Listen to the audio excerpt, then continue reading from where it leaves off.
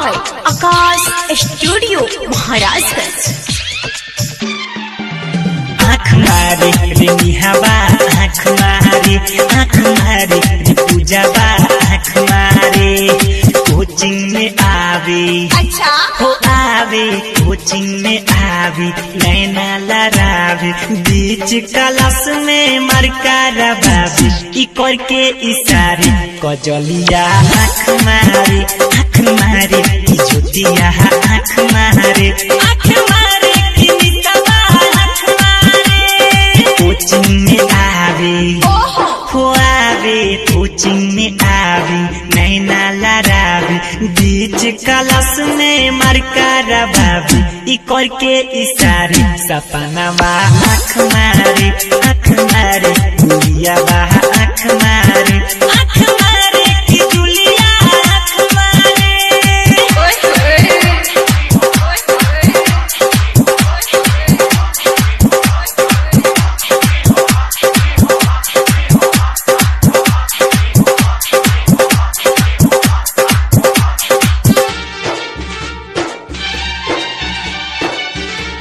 Download from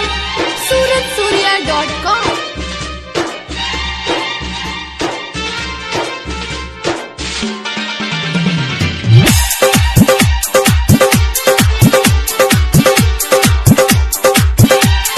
coaching में ऊ आवे लेके टच वाला मोबाइल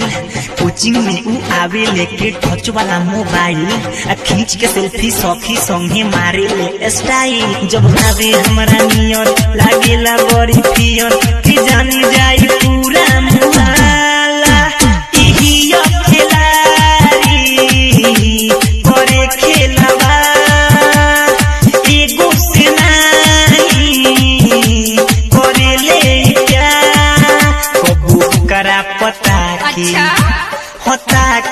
हुकरा पता की हुकरा पझा की बीच क्लास में मरकारा बाबी ई करके इशारे ए सलुआ आँख मारे पूनमी आँख मारे अंजलिया आँख मारे। Download from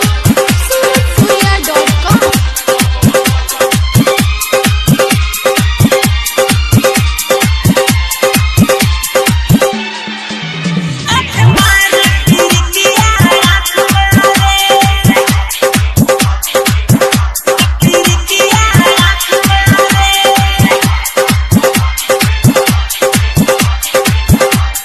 writer Kundan Singh के रहे पहले लभर राइटर कुंदन सिंह के रहे पहले लभर सूरज के संग चुमा लेके कैलस चभर राइटर कुंदन सिंह के रहे पहले लभर सूरज से भी चुमा लेके कैलस नहीं सबर तुहिया बेकार नया बेसंहा कि बिकियो के संगे उलटलस